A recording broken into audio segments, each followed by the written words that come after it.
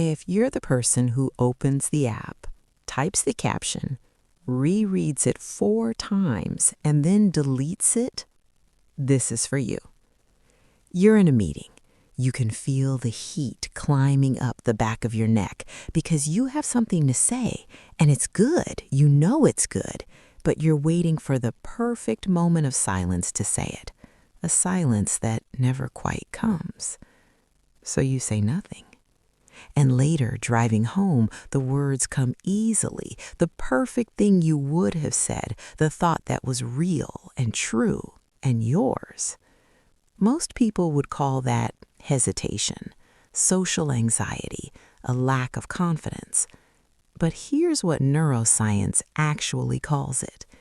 Your brain is running a process called hypervigilant social monitoring, a high-resolution scan of the social environment, so precise, so metabolically expensive that 90% of people's neural architecture isn't even capable of it.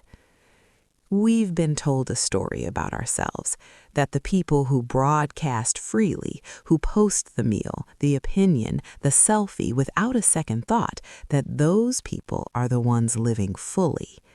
And we're, what? Watching from the side? Withholding?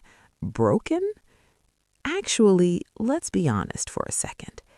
We've absorbed that story so completely that some of us have started to believe the discomfort we feel before posting is the problem, that the hesitation is the disease. But what if the hesitation is the diagnostic? What if the fact that you feel that flutter of resistance is the first sign that your nervous system is functioning exactly the way it should? In 2025, researchers at the Yale Social Cognition Lab found something that should have made headlines everywhere, but didn't. People who rarely or never post on social media scored significantly higher on something called interpersonal accuracy, the ability to correctly read what another person is actually feeling. They weren't less social. Their social intelligence was running at a higher frequency. The scanner was just turned inward instead of broadcast outward. Here's what's happening inside you that you've probably never had language for. Your brain has something called the behavioral inhibition system, a neurological circuit that activates when it detects social risk. It doesn't mean stop.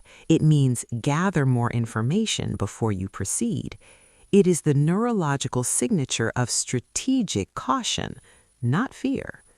Your brain, before it lets you post, before it lets you speak, runs a rapid threat assessment scan across your entire social landscape.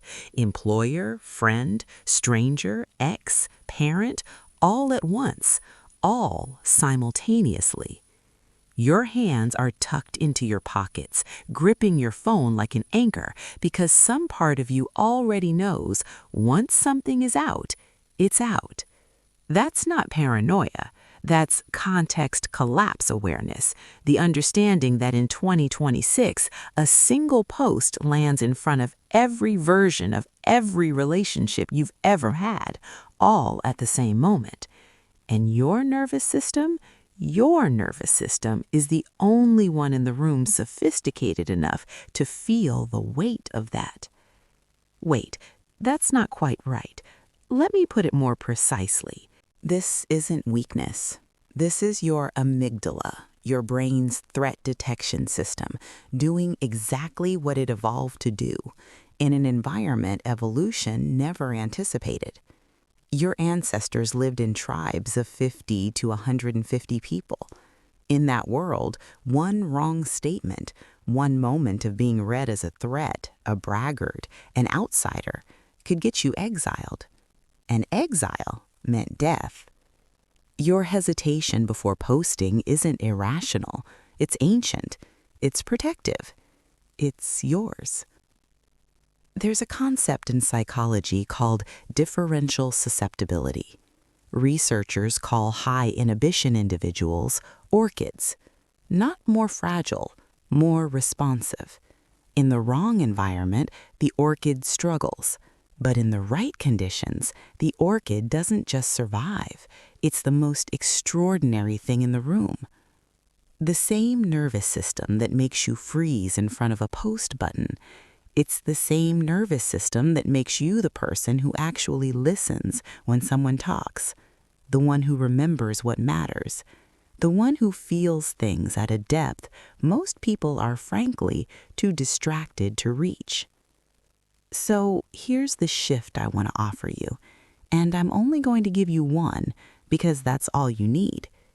You've been trying to fix this, telling yourself you'll post more, be more open, stop overthinking it. And every time the resistance comes back, because you've been treating a navigation system like it's a malfunction. You don't need to fix this, you need to aim it. The research on high inhibition individuals, the ones who think before they speak, who draft and delete, who watch more than they perform, shows one consistent pattern in the ones that thrive. They stopped fighting the scanner and started using it. They became the person in the room who asks the one question no one else thought to ask. The writer who drafts something 17 times because the 17th version is the one that makes someone feel less alone. The friend who doesn't flood you with words, but says one thing at the right moment that you'll remember for 10 years. Your silence is not emptiness, it is preparation. And there is a profound difference between a person who has nothing to say and a person who is waiting until they have something true to say. I want to ask you something, and I want you to actually sit with it. When was the last time you let yourself be quiet, not because you had nothing to say, but because what you were thinking was too real, too yours, too carefully formed to just release it into a feed that would scroll past it in 4 seconds? When did quiet become something you needed to apologize for? Because there's a version of you that has already written the caption, that has already decided what the photo would be, that already knows exactly what they want to say. They're just waiting for the right moment of silence to say it. A silence that maybe, just maybe, you're finally ready to give them.